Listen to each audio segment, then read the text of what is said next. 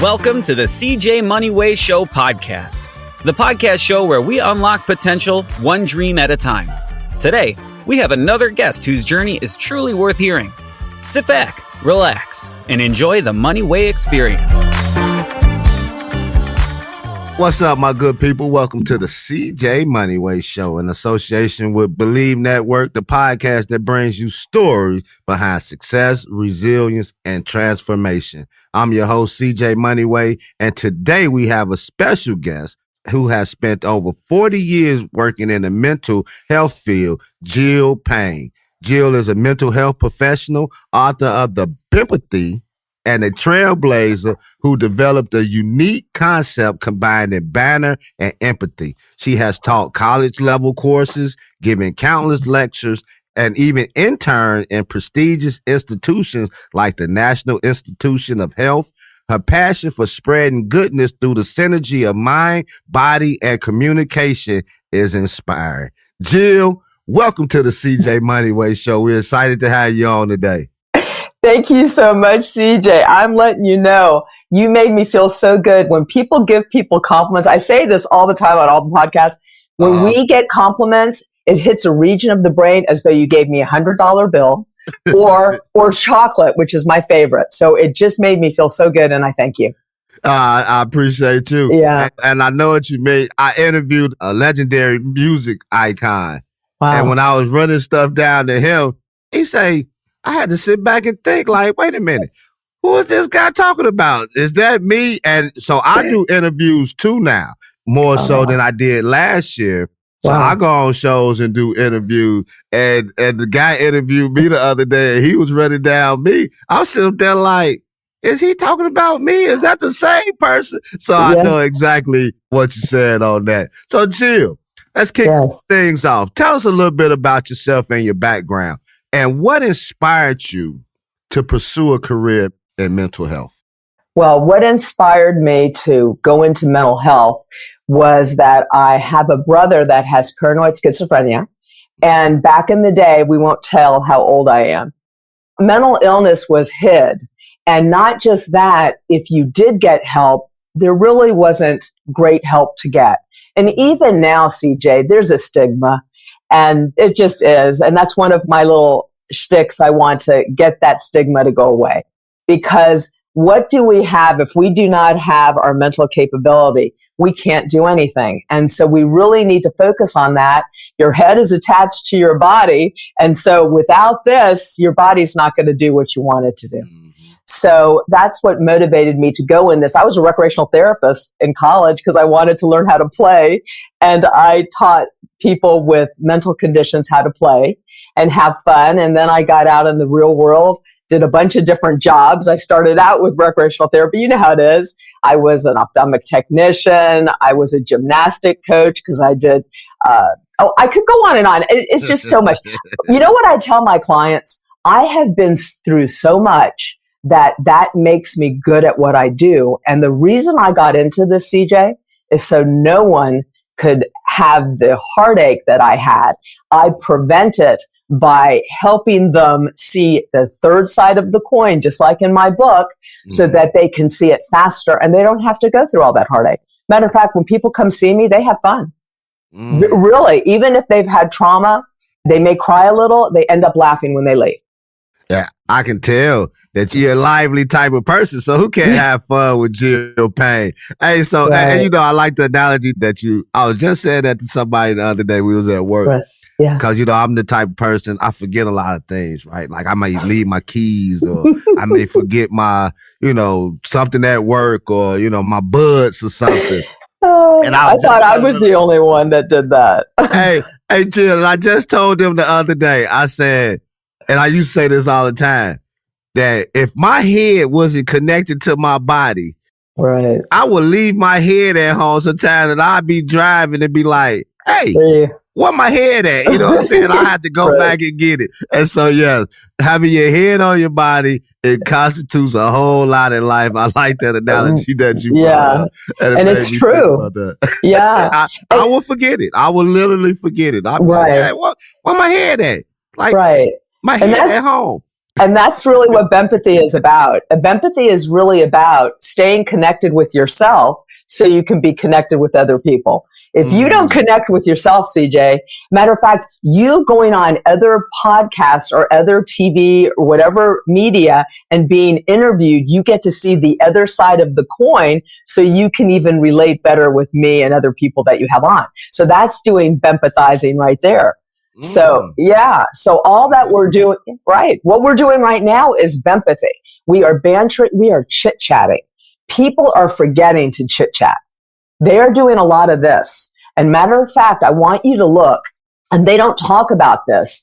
You see how animated I am and see how animated you are? There's less animation in the face now. You'll know, I notice it a lot because of my field. And so people are having what is called more of a blunted affect. This is just something I've noticed. I haven't read it. It's something that I've noticed. And think about it. If I'm like this, how am I going to feel? Yeah. Sad. Right? Exactly. Or blah. Yeah. And unmotivated. And so we need to get and do more of this. And so I even have mirror, I don't call it mirror therapy. I call it mirror work. It's in one of my books. It's in my Meeting People book. And I have people go to the mirror and practice things, even smiling, talking to yourself. When you're standing, how do you look? Do you look approachable? We don't really look at ourselves. So Bempathy is about looking at yourself because you are the center of your world, right? Yeah. You are. And you can create it. As we were talking about Martin Luther King, we don't want to get political. He created it. I was talking to someone the other day and he thought he was all that. And he thought that he was going to get his point across. And so this is what we need to believe, and therefore it will happen. I like that. Empathy. Yeah. You're teaching me a whole lot right now in just this short time, and we haven't even got to it yet. So let me ask you, Jill. Yes. You've had such a diverse and remarkable career, interning at the International Institute of Health and the Veterans Administration Hospital. Must have been incredible experiences. Wonderful. What were some of the key lessons you took from those early roles? That everyone is different. Everyone has a different brain, different fingerprints, different languages. And we need to understand that there's no one that's perfect. And so that we can be more understanding with them and also ourselves. So we're less hard on ourselves and less hard on other people. And so that's what I learned, because NIH is very diverse. There are people from all over the world that go there and all different ethnicities. So not only ethnicities, culture is different. And then, of course, you have the VA, and those are our vets. And so they're amazing. I love the vets. My mom has, she helped the vets so much. And when it was Vietnam War, she was on national television, and President Nixon even gave her an award for collecting and doing so much for the vets. She was world renowned for that. And so I have grown up with appreciating our veterans and our military, because where would we be without them? I'm getting, patriotic here. It's just, I think we need to be more appreciative of people and start, and this is Bempathy. Bempathy is a win-win mindset. So when I came on here, I think you've got a wonderful personality. There's some people that are just very warm and friendly. Even if you weren't, my mindset was, I was going to have fun. We were going to have fun, just chit chat and have a good time. If your mindset is that, you have a better chance of having that than having a bad time. If you're going in the Indianapolis 500, you're not going to go in and say, I'm going there and I'm going to lose. No, you're going to say, I'm going to win that race. Yeah. And that's Bempathy. You go in with a win-win mindset, and that really helps with how you're going to say things, if you're going to step back and listen, because this is all about communication. Yeah. I like that. Win-win mindset. Now, Jill. Yes. I'm looking at your screen, and I see a lot of letters. So before I get to my next question, I got to because I want to understand. I think I know what the MA stand for. What does the LPC-S and the LCDC, what does that stand for? So I have a Master's of Art, and that is in clinical and counseling psychology. And then I also am a licensed professional counselor. And then I went and took extra supervision so that I can supervise people that are like me. They can be under me. And then just for the heck of it, LPCs can help people with chemical issues or addiction issues. I'll tell you a funny story. I went and took the LCDC test. It's a national test, a licensed chemical dependency counselor, because my husband came home one day. I'm very competitive. He even said so the other day, CJ. So listen, so he was working. He's a therapist too. Okay. And he came home and he said, you know what? He said, I want to take that LCDC test and I can't do it even though I have a master's and I'm LPC. They're going to make me take 2 more courses. And I said, oh my gosh, I was already grandfathered in to take the test. I wasn't going to take it. And I said, well, gosh, I'm going to take this test because my husband can't take it. So that's how come I took it. I wasn't going to take it because I really didn't need it. So that, I don't know if that's bempathizing. That's just being competitive. So that was just, that was a little story to my LCDC. You know what is a household without being a little competitive at times? Exactly. We do the same thing around here. Yes. Like we may play a video game or something, and my wife, like we may play virtual golf or something. Oh, fun. And for some reason, she always beats us at that. And I thought I was a better athlete than she was, but I was wrong. Hey, but she had to look competitive in her too. She say me and my son are always competitive, but she had a little bit in her too. And so, I thank you for explaining that to us though, because I'm looking at these letters and I really wanted to know what they consist of. I'm also certified in Agala. I have all these different things, and that is equine assisted therapy. So it's equine psychotherapy. And people, even if you, and this is for everybody out there, if you get with a horse and you just stand with that horse, that's going to make you feel better. The horse is a prey and they feel you and you'll get this good energy. So next time you see a horse, go and pet it. It's going to make you feel better. So, yeah.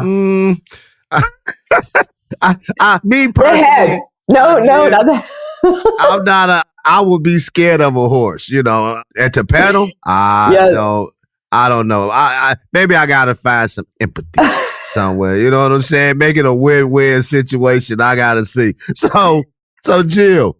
Yes. You coined the term empathy, which combines Banter and empathy to build better communication and relationships. Right. Yes. Can you walk us through what empathy means and how it works besides the win-win situation? Okay. You mean Bempathy. So yes. So let me tell you something that's different with anything else that's going on. People think empathy is on the decline. Empathy is cyclical and it's actually on the rise. What's really on the decline is the banter. And so empathy, we need to learn what is empathy. So I can empathize with the Democrats and I can hate the Republicans or vice versa. So empathy is something good and positive. It's a start to connect with people. The problem is we need to do the bantering so we can start seeing other people's third side of the coin, another perception. So empathy is your feeling, or you can relate with that person that's in a certain position and you connect with them. And you can do it cognitively, emotionally, or both. So if you were feeling sorry for someone, you're just feeling at them, which is you're feeling with them with empathy. Does that make sense? Okay. Mm-hmm. So, I mean, I can feel sorry for you and it doesn't do it. I'm not connecting. And then the banter is very important. Just like when you gave me that beautiful compliment when I came on, when people come in and they start talking, what did we do when we first started talking? First of all, we didn't just go on. I don't know if your people know that. You don't just have people go on. We warm up to each other, and you do that with all your guests. And you do that because it's bantering, and you chit chat to get a connection, to get a feel how that person, exactly. And that's what people are missing in our society. And that's empathy. I could go on and on. I'm very happy with what I do. It's what I've been doing for 40 years, probably since I popped out of my mom. And I just coined it Bempathy. So it really does work. We need to realize, remember, not everyone's perfect. Not everyone's going to like us, and vice versa. That just is. It's going to help us get along with people that we don't even like, because we're going to look at another perception. There are going to be people that we just don't click, and Bempathy will let us know, hey, this isn't working. Maybe I need what is called an accomplice to have me get along with this person, or maybe we need to shut it off and move on. Yeah. Yeah. I like that part a lot. Just shut it off, leave it on, because sometimes it's just not going to go nowhere. You know, exactly. No matter how friendly or how cordial you try to be with somebody. Right. I think you said it earlier. The only person that you really can control is yourself and how you approach certain situations. I can't make you feel how I feel. And I think my wife, matter of fact, we just talked about that the other day. Yeah. And she said, Corey, you just got to understand that everybody don't think or do the same things that you do. And sometimes you expect people to, in return, you know what I'm saying? But realistically, it's just not like that. Everybody is built differently, like we said, from the inside. And so I told her, I said, I'm getting over certain things. I'm getting over certain people. So. And you know what? Just because I am very positive like you, everything also, I have it in my books. It's called TP, and it's not toilet paper. It's timing and position. Well, it might be that too. We might want to wipe some things away. Toilet paper is good for some things. That's a good one. Jill. I like that one. Yeah, they use it in that beer commercial, with the teddy bear commercial. Yeah. Anyway, so it may not be the right timing. And you may not be in the right position. And so that doesn't mean down the future, things may work out. And that's another thing to look at. I don't talk about boundaries. I don't use boundaries. In one of my books, I do talk about boundaries. In my last book, I've switched over. Of course, we have boundaries. I like to say limits. We all have limits, and we have different speed limits. That person may be slower than you. Yeah. And it might not be time for you to go over in his lane or her lane. Yeah. So I agree with you, and I understand your concept with that too. Yeah. And one thing too that I speak about a lot when I get the opportunity is that I try not to harden my heart towards people that may have done me wrong or may have said some things or whatever, because I'm a true believer that a lot of times God pulls you out of certain situations. And like you just said, yes, he just puts you first. Don't mean that he's not going to bring them to where you are. He just puts you out first. But a lot of times we can become discouraged of what people have said about you and what they've done to you. And we can harden our hearts to the point that now when he has elevated you and put you in a position, and now it's time to reach back and go get those who have persecuted you, talked about you, downed you, didn't want to see you where you are. Now, I'm not going back and help them, but because we are, we know who we are, we know where we're going. Sometimes you don't let that thing filter inside of you. And when it comes time to pull a brother by the hand, pull a sister by the hand, that you know that God has brought you to the point to bring them along at this time. Like you said, they may not have been ready. Exactly. We don't know where they are in their life. Mm-hmm. They may be miserable. We really don't know. And also I just was saying to a client of mine this morning, she was saying how women have a hard time receiving compliments. And we do. And I said, it's an insult when you don't receive the compliment, because that person is giving them their perception of you. And the thing is, the insults are the same. Insults and compliments is that person's perception. Mm-hmm. It doesn't mean it's real. It's their perception. And so what was that saying when we were little? I'm rubber, you're glue. Whatever you say bounces off me and sticks to you. Do you remember that? Yeah. Okay. And you know what? I tell people to say that in their head. There you go. Yeah. I may not remember it verbatim, but I do remember what you said with that saying. I may not have said it myself. I think that was more of a girl saying, but was it? Was it? I think it was. Since I'm not a guy, I don't know. Especially the way you did it. You and it'll stick to you. I don't think me and Mr. Payne will be doing that. But, well, you can still say it. You can say it in your head. There you go. Hey, so Jill, Yes, how did CJ. your background, you mentioned this earlier, how did your background in recreational therapy and psychology help shape the development of Bempathy? And was there a specific moment that sparked this idea? I'm going to tell you what the moment was. It was around 15 to 20 years ago. And it was when technology, the digital technology, was starting to roll and boom.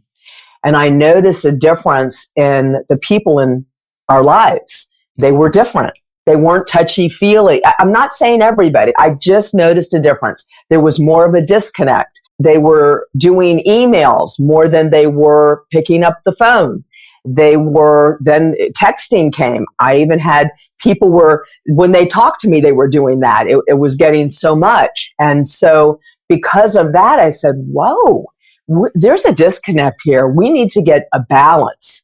And they've already done, and so I researched. I've been doing a lot of research. Matter of fact, all my books are research, but this one particularly, this one took me 10 years. I did 10 years of research. I did my own little pilot study with some people, and to get people more connected and find out, how to do that.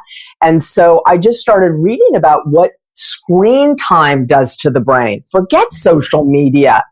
What screen time does is it changes the chemicals in your brain. It changes the frontal lobe. They're finding out more and more that it even increases cortisol, stress hormones, which gets us fat around the belly, by the way.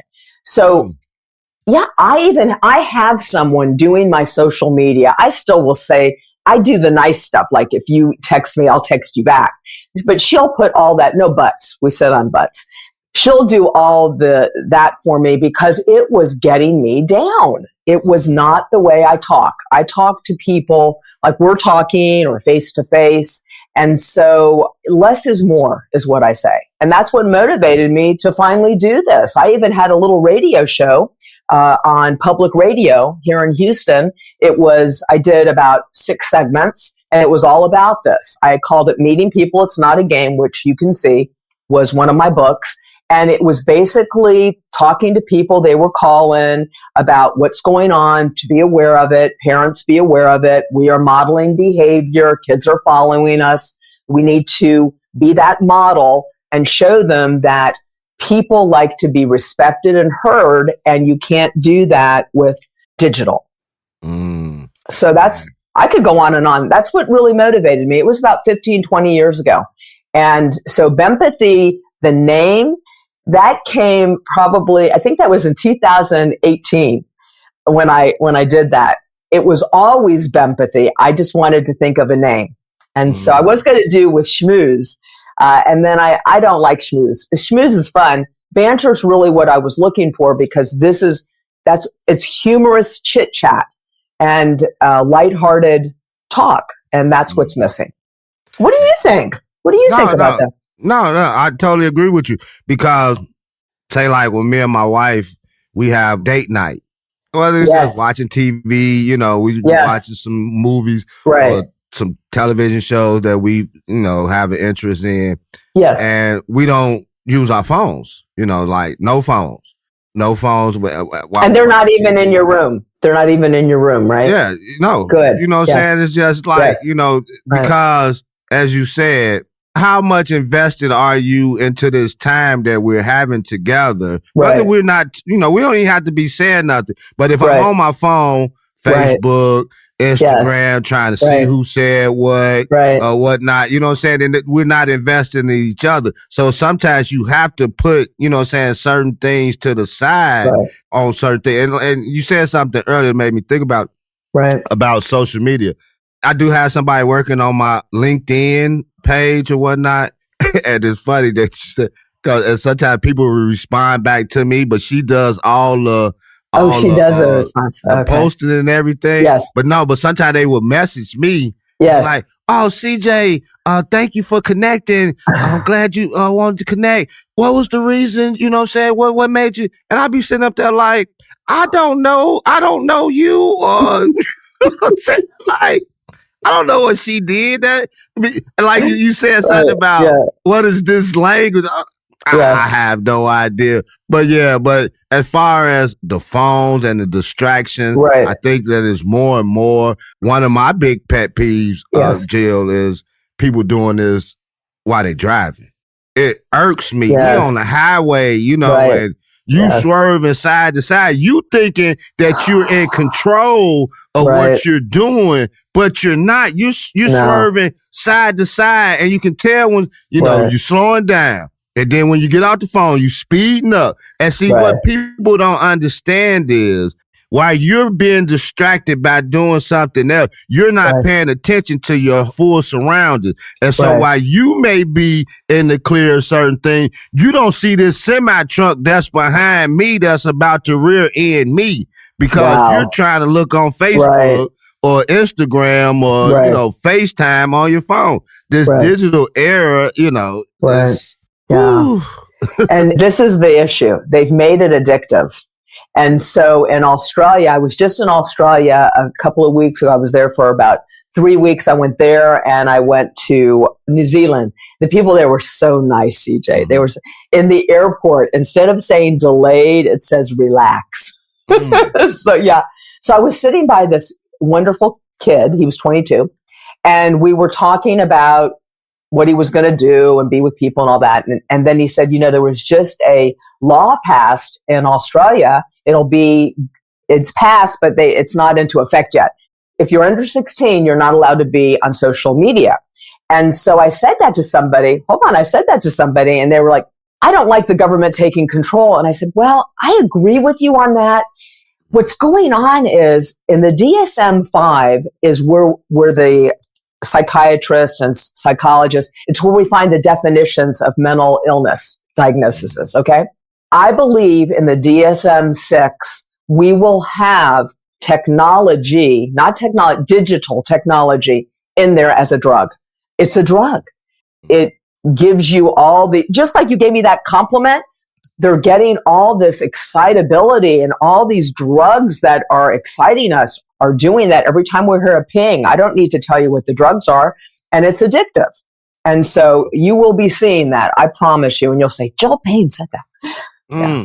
Yeah. Right. So it's not all our fault. Oh, it is. I mean, it is very.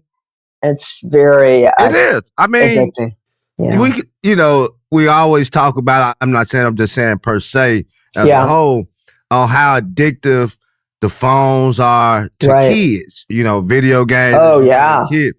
Right. Make no mistake. Yes. I work at a job. I was telling my mother the other day, like I work at a job. I got and we got. Although we working, we got a lot of downtime. You know what I'm saying? Like a lot of downtime. And unless something happens, then you have to go out, whatever. But other than that, we just in the room and, we chilling. Right. And I told my mother, I say, I can get all the way to work. If I forget my phone, I say, I would get to the gate and call the person that I'm relieving like, hey, I'm going to be a little late. I got to turn back around and go get my phone. And so we can say that it's for the kids, but it has become addictive to many of us because you got your phone in your hand, like you said, ding, you get a notification like, oh, I got to look. I got to look. Right. I got to look, So I just can't blame it on the kids anymore because I think adults have drawn into this thing just as much as the kids, whether you're playing Candy Crush on that, you're bored or some card games or whatever. So I get you on that. Yeah. So it's habit forming and addictive. So it's both. And so we just need to be aware, like you're aware of it. Not to have your phone out. When we have our phone out, CJ, there's been studies, even if it's off, that you are more attracted to that phone than you are your sexy wife. Mm-hmm. That's just that's wonderful that you put the phone away in another room. That's awesome. I mean, we could be driving in the car. Yes. I think I have more willpower because, like you say, it's a thought process. It is. And, saying some other people, and I can't expect for you to do what I do. But like, if we driving in the car, and if I'm on the passenger side, I'm not just going to have my phone out, unless I'm trying to schedule an interview with Jill Payne or, something like that. If it's work related, let me put this in my if it was important like me. Yeah, if it's important. But if it's just sitting around, she driving and I'm, just strolling through. No, I mean, she may want some communication, or even if we just sitting there inside. But I'm not being a male chauvinist when I say this, Jill, but I think women have more of a habit of pulling their phone out doing that than men do. I'm just saying. I will say one thing that women do, which is really interesting. You need to look at your text versus a woman's text. Because they will text. Now, I'm not saying all. I have noticed that. So I haven't looked at studies if women do it more. I think men are on it for different reasons. So a lot of men like to watch YouTube videos or game, where women may be doing the social media more. I don't know. Yeah. So, yeah. Let me know when you do that research on I that. will. And give me the results on that. So I will.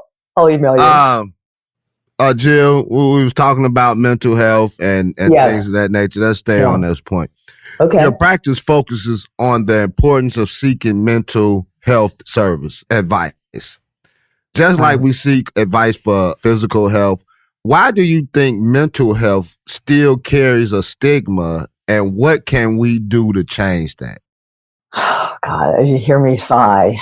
Most of those people on the streets have mental illness. Most of the people, a large percentage in the jails, have mental illness.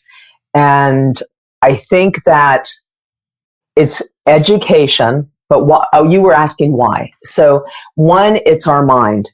And think of all those movies out there that when people have these minds that don't work right, think of all those scary movies out there that promote us to be scared of people that their mind is not in the right way, or not in the rational way. So these are some reasons how come.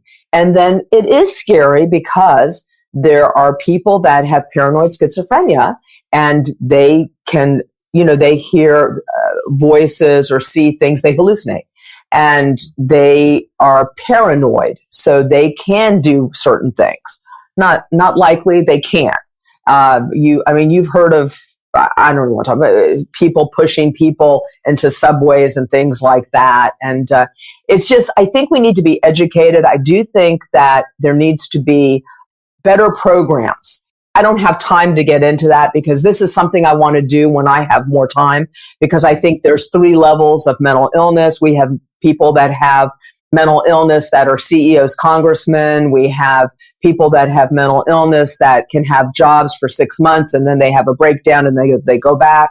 And then we have the people that are on the street that a lot of them really have a lot of problems socializing, thinking, and all these things, and need to be in some type of program for socializations, PHPs, things like that. This is just, I'm one therapist talking about this.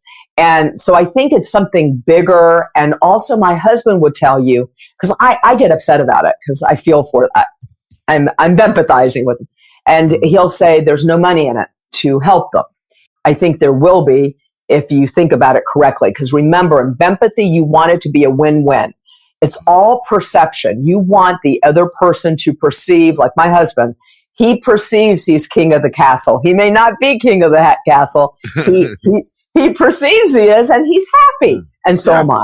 So that's my thought process on that. I do believe that it is getting better. I do believe that the problem that we have in our world is not the mental illness. I believe it's the disconnect. We need to start connecting more, not the way we're connecting, really touch. Do you know touching's bad? If a guy touches a woman at work, it's gotten to be where what is good touch, what is not good touch. They've done studies. If you don't have touch, you die. And if you do an 8-second hug, you will improve your mood. Do that with your wife every day. An 8-second hug. They used to say like 30 seconds. 8 seconds. That's all it takes. You get all these nice endorphins and you feel better. We're missing physical touch. We're missing me looking at you right with my eyes and getting that excitement. You see what I'm saying? Because even now I'm looking at you, and then the people are seeing me and I really need to look there, which isn't at you, so that they can see me. I prefer to look at you because I'm with you. Yeah. You see what I'm saying? So all these things are missing, and Bempathy, which is what I do teach, is helping people get more connected. Example, I've had people come in that were depressed. It had nothing to do with mental illness. It had to do with there was a disconnect. Please, everyone out there, take time. If there's a stranger, say, hi, how you doing? Do some small talk with the stranger and walk and say bye. People don't even like walking with me, CJ, because I'll be in line and I'll say, hey, how'd you like those tomatoes? I thought they were a little soft. And we have a conversation. I never see them again. We have some laughs. And you know what? That's what's missing. We need to do more of that. And right? Practice makes perfect. Yeah. I totally agree. You know, like I always say, you know, you don't have to know somebody, hold a full-fledged conversation just to speak, or, you know what I'm saying? Right. Whatever. And we're missing that element in life too, where, you know, we don't want to speak to each other, or you may not want to hold a door for somebody. You know what I'm saying? Like you see me walking through the door and you don't want to hold the door open for me, or say thank you, or, you know what I'm saying? It's just a small thing. And you was talking about the 8-second rule. And it started making me think. Yes. Because my youngest boy is 14. Yes. And so we have a thing where I see him, you know, we clap hands or whatever. And then I give him a hug, you know what I'm saying? I give him a hug. Or I love it. I may kiss him on the forehead I love or something. And it really dawned on me one time how much he enjoys it or look forward to that. Yes. He was at a basketball game. He had a basketball game. And, you know, sometimes, especially teenagers, you know, they don't want all that stuff. We may do that at home, but I don't want all that. I know. Dad, go away. Right. And, you know, after his game, we dapped it up and everything. We dapped it up. And he came in for the hug. You know what I'm saying? Like he was looking for that. And you know, I think that's a lot, especially with men with their sons, and you know, what I'm saying? Like I know we'll do it with our daughters, but men with their sons, I think younger young men are looking for that love from their father in that way. Like when I was coming up, I knew that my father loved me. Right. But I didn't get it in that type of capacity. You know what I'm saying? Like it was a different exterior. And so I think, you know, like you say with the hugs and things, it just builds something more where I feel protected and I feel loved, you know. So I thank you for that. Man, you throwing some nuggets out here, Dr. Jill. I appreciate it. So, Jill, so as someone who has taught behavior modification at the college levels. Yes. What are some practical behavior strategies people can adopt to improve their mental well-being? Okay. So there's different things, and they do it at Walmart all the time. Walmart has like that red light thing and everybody goes to it. So it's every time someone does something, like let's say your child, I don't know, acts out. And you spank them. That's a reward. Might be a negative reward. You know, it's a punishment. It's still a reward. So we need to watch how we give attention to people. And so that's one thing I think is a big thing, because I'll have a lot of people where their kids are acting out. And I tell them, if your child's acting out, he or she or them may not be getting enough attention and need to get more attention or feel better about themselves, maybe get them to do something, some type of activity, and be a success at it, whether it's building blocks or what. That's just an example. So that's a big thing that I think is affecting us in our society today, because we are getting rewarded for doing things that may not be the best thing for us. For instance, I'm getting rewarded every time I get a like, and that's promoting me from, instead of talking to you, talking to my phone. There's no one on my phone. I'm just talking to my phone. And so I think that's the biggest thing right there, is to just realize, where are you getting your rewards, and is that the direction you want to go in? Is that fulfilling? And I think a lot of people are just automatically on autopilot. They're going in this direction, and then they start feeling empty because they're not really going in the direction they want. That gives me more business. Yeah, So just to make fun, that gives me more business. So yeah. Yeah. And, you said something before we got on. You said, well, CJ, I would probably like to be on that podcast. And I didn't even tell you the name of it. But some of the things I like that you said, I think you're fun. It's called Planting Seeds with CJ. And so I want to be a seed planter. That's what I always wanted to do, plant seeds. Yes. Can't change people's perspective, but I want to throw things out there and put things out there in the atmosphere as what, and I think that we all, in our own rights, you as a therapist, you as a book writer, and things of that nature, we all plant seeds. We all do. Rappers, musicians. Yes. And I just think that is what type of seeds are we planting? You know what I'm saying? I love that issue. And so you just said something, and it's something that I talk about in one of my episodes is that we're rewarding people, children, most definitely. We're rewarding them for times that they don't need to be rewarded. And so if Lil Johnny getting 3 F's in school, Lil Johnny don't deserve 3 pair of Jordans for Christmas. But because we're wired like that nowadays in society, well, my kid need everything, they can have it. So what are we really teaching them though? You know what I'm saying? Like, so you can do nothing to get whatever you want. So I got a segment called Playground to Purpose, because a lot of times I feel as though we're on the adults are the ones that's on the merry-go-round. Right. And the kids sitting back watching us. You know what I'm saying? Like, they are watching us. Yeah, they watching us. And then sometimes they play us, they spinning us around on the merry-go-round because we're living in a society now where a lot of people just feel entitled to certain things in life and don't have to do nothing for it. Like me, you, your husband, my wife, and many others, we had to work and go out there and do things, you know what I'm saying, to prove our value. But nowadays it's just, just the mindset or, Bempathy. We go to Bempathy. Yes. A win-win. In order to win, sometimes you got to put in to win. So the issue here, I do my Bempathy all the time, so I'm looking at all the different sides. I'm hearing everything that you're saying and agreeing with it.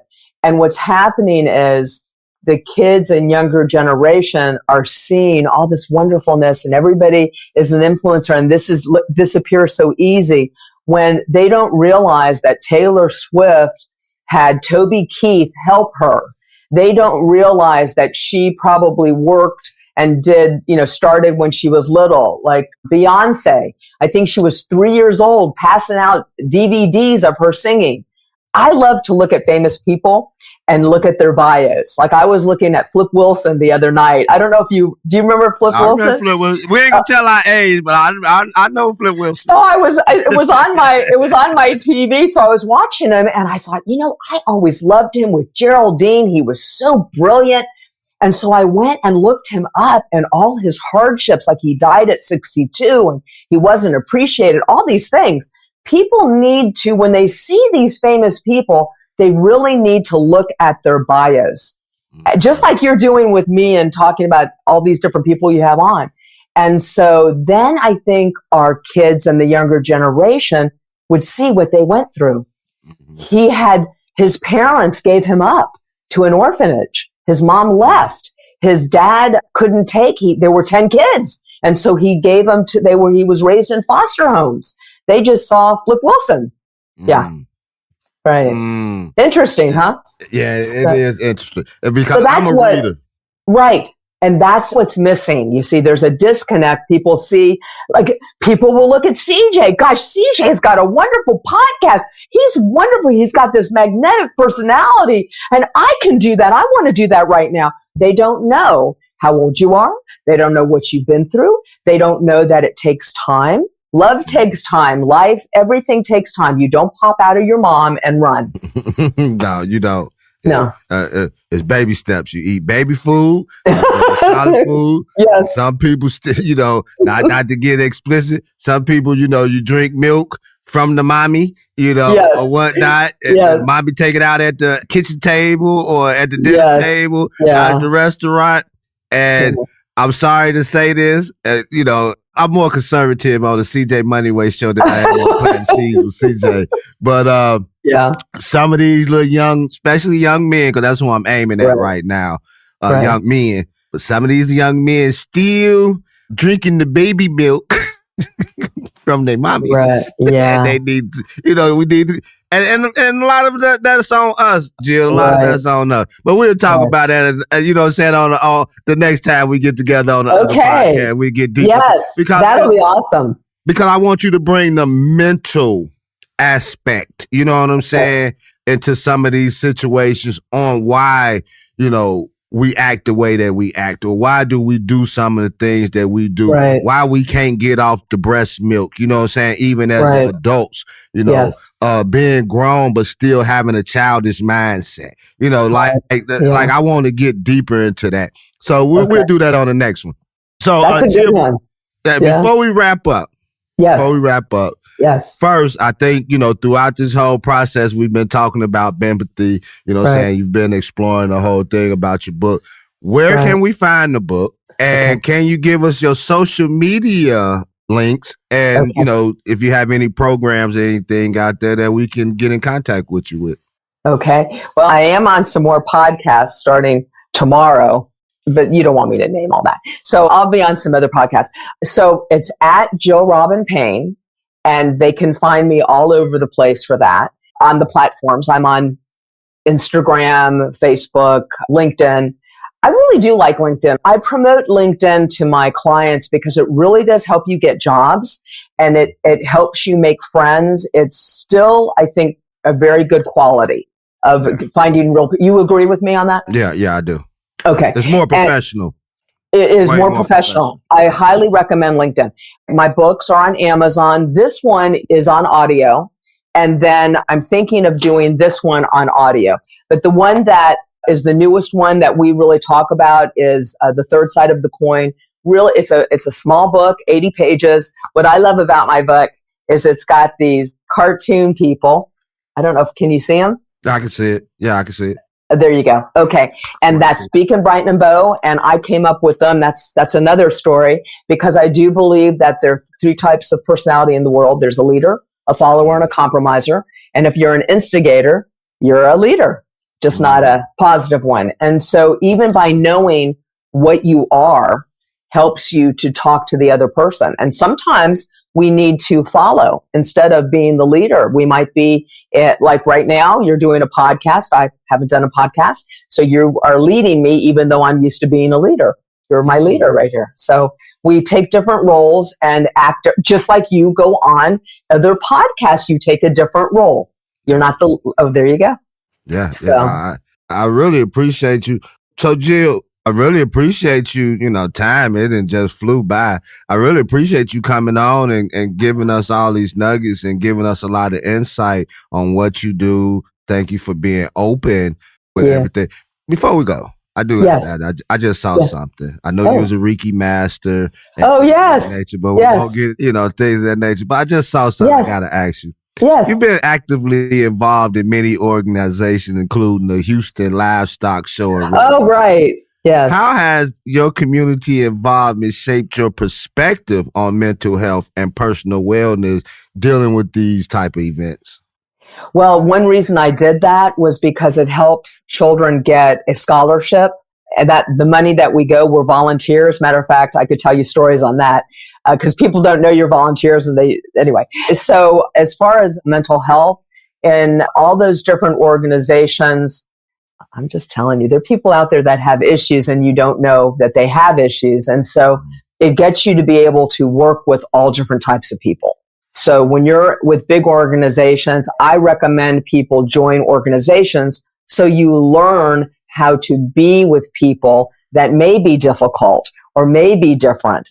Actually, I was going to tell you, my dad, he used to take me to see his clients after surgery. He was an ophthalmologist. And so I even took my son to some programs that I would do, and they were mentally ill. And he's a doctor now, family practitioner, and he loves all types of people. Matter of fact, he really wants to help foster kids because he saw me and I modeled behavior, how I work with all different types of people and how it can be fun. Do you see what I'm saying? Yeah. So we need to show that it's fun being with all these different types of people. Got to look at the positive. Everybody has a gift.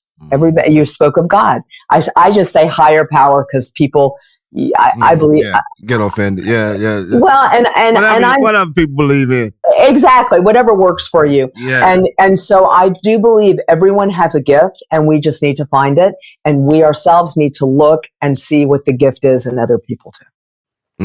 Yeah. And quit burying our gifts. And sometimes we bury them, you know. That's right. Yeah. And then looking for the gift that we went forth with, and we ain't buried it, and looking for things in other places. Like, why is my life going in this direction? And why? Exactly. Because you buried the thing that was going to take you or catapult you to the next level. You buried it and refused to go dig it back up. And so that's why you keep on going around and around in circles. What's the word? I know you're mental health. It say insanity. To keep doing the same thing over and over again and expecting a change. I think Einstein said that. Right. Oh man! Also, that was way back then, huh? That was way back then. Yeah. So Jill, man, it's been such an enlightening conversation. Thank you for sharing your story, your insights and passion with us. I'm sure our listeners have gained a lot of valuable takeaways about mental health and Bempathy can enhance on how Bempathy can enhance our life. Right. Thank you for sharing your sites with us and everything. And if anybody want to know about Jill Payne, all her links will be in my show notes so you guys can check her out. All her new books and everything that she has going on right now. Jill, you got it going on.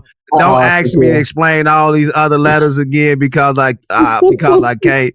And again, I thank you, Jill, for joining us today. And to our listeners, thank you for tuning in to the CJ Moneyway Show in association with Believe Network. Make sure to grab a copy of Jill's book, Bempathy, and follow her on more mental health insights. If you enjoyed this episode, please leave a review, subscribe, and share it with someone who might need to hear this. Until next time, stay positive, stay motivated, and as always, keep spreading the goodness. This is your boy CJ Moneyway signing off. We out of here.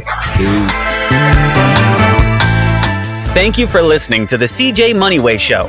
Don't forget to share this episode with your friends, leave a comment, and drop a review. Be sure to tune in every Tuesday and Friday for more inspiring journeys. Who knows? Your story might be next.